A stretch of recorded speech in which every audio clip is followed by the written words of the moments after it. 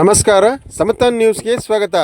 ಶಿಡ್ಲಘಟ್ಟ ತಾಲೂಕು ಹೊಸಪೇಟೆ ಗ್ರಾಮದಲ್ಲಿ ಶ್ರೀ ಮುನೇಶ್ವರ ಸ್ವಾಮಿಯ ಹಾಗೂ ಸಪ್ತ ಮಾತೃಕೆಯರ ದೇವಾಲಯದ ಪ್ರತಿಷ್ಠಾಪನಾ ಕಾರ್ಯಕ್ರಮದಲ್ಲಿ ಶಿಡ್ಲಘಟ್ಟ ಬಿಜೆಪಿ ಮಂಡಲ ಅಧ್ಯಕ್ಷರಾದ ಸಿಕಲ್ ಆನಂದ್ ಗೌಡರು ಭಾಗಿಯಾಗಿ ವಿಶೇಷ ಪೂಜೆ ಸಲ್ಲಿಸಿ ದೇವರ ಕೃಪೆಗೆ ಪಾತ್ರರಾದರು.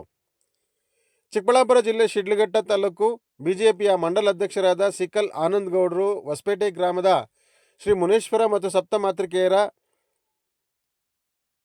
ದೇವಾಲಯದ ಪ್ರತಿಷ್ಠಾಪನಾ ಕಾರ್ಯಕ್ರಮದಲ್ಲಿ ಭಾಗಿಯಾಗಿ ಮಹದೇವ ಸ್ವಾಮಿಯವರ ಆಶೀರ್ವಾದ ಪಡೆದು ಅವರಿಂದಲೇ ಸನ್ಮಾನಿತರಾಗಿ ನಂತರ ಹೊಸಪೇಟೆ ಗ್ರಾಮದ ಜನತೆಗೆ ಮತ್ತು ಶಿಡ್ಲಘಟ್ಟ ವಿಧಾನಸಭಾ ಕ್ಷೇತ್ರದ ಜನತೆಗೆ ಹಾಗೂ ನಾಡಿನ ಜನತೆಗೆ ಸುಖ, ಸಂತೋಷ, ನೆಮ್ಮದಿ, ಆರೋಗ್ಯ, ಸಂಪತ್ತು, ಆಯುಸ್ಸು ನೀಡಿ ಆ ದೇವರು ಕಾಪಾಡಲಿ ಎಂದು ಈ ಸಂದರ್ಭದಲ್ಲಿ ಹಾರೈಸಿದರು.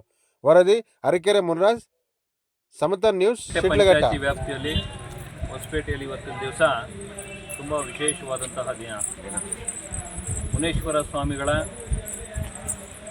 ಹೊಸದಾಗಿ ನಿರ್ಮಾಣ ಮಾಡಿರ್ತಕ್ಕಂತಹ ದೇವಸ್ಥಾನದ ಪ್ರತಿಷ್ಠಾಪನಾ ಅಂಗವಾಗಿ ಇವತ್ತಿನ ದಿವಸ ಈ ಊರಿನಲ್ಲಿ ಒಂದು ಹಬ್ಬದ ವಾತಾವರಣವನ್ನೇ ಊರಿನ ಎಲ್ಲ ಗ್ರಾಮಸ್ಥರು ಸೇರಿ ಮಾಡಿರ್ತಾರೆ.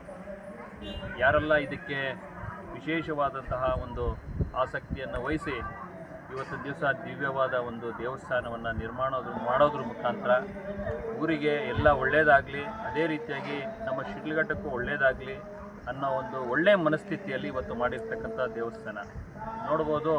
ಒಂದು ಕೈಯಲ್ಲಿ ಯಾವುದೂ ಸಹ ಆಗ್ತಾ ಇರ್ತಕ್ಕಂಥ ಕೆಲಸ, 10 ಕೈಗಳು ಸೇರಿದ್ರೆ ಮಾತ್ರ ದೇವಸ್ಥಾನದ ಒಂದು ಕಾರ್ಯವನ್ನು ಪೂರ್ಣಗೊಳಿಸಲು ಸಾಧ್ಯವಾಗ್ತದೆ.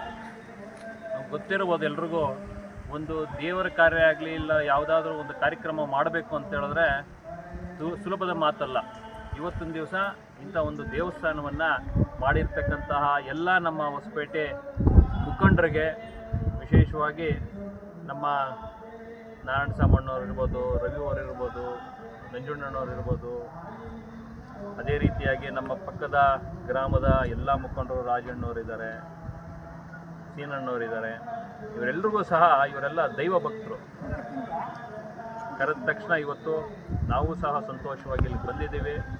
ಆ ಮುನೇಶ್ವರನ ಒಂದು ಆಶೀರ್ವಾದವನ್ನು ಪಡೆಯೋದ್ರ ಮುಖಾಂತರ ಮುಂಬರುವ ದಿನಗಳಲ್ಲಿ ನಮ್ಮ ರೈತಾಪಿ ವರ್ಗ ಜನಗಳಿಗೆ ಒಳ್ಳೆಯದಾಗಲಿ, ಆ ಮುನೇಶ್ವರ ಎಲ್ರಿಗೂ ಒಳ್ಳೆ ಮಳೆ ಬೆಳೆ ಆಗೋದ್ರ ಮುಖಾಂತರ ಬೆಳೆದಿರ್ತಕ್ಕಂಥ ಬೆಳೆಗೆ ನಮ್ಮ ರೈತರಿಗೆ ಒಳ್ಳೆ ಬೆಲೆ ಸಿಗಲಿ, ಅವರ ಮುಖದಲ್ಲಿ ಒಂದು ಹಸನ್ಮುಖರನ್ನು ನೋಡೋವಂಥ ಕೆಲಸ ಮುಂದಿನ ದಿನಗಳಲ್ಲಿ ಆಗಲಿ ಅಂತ ಹೇಳ್ಬಿಟ್ಟು ಆ ದೇವರಲ್ಲಿ ಪ್ರಾರ್ಥನೆ ಮಾಡ್ತೀವಿ.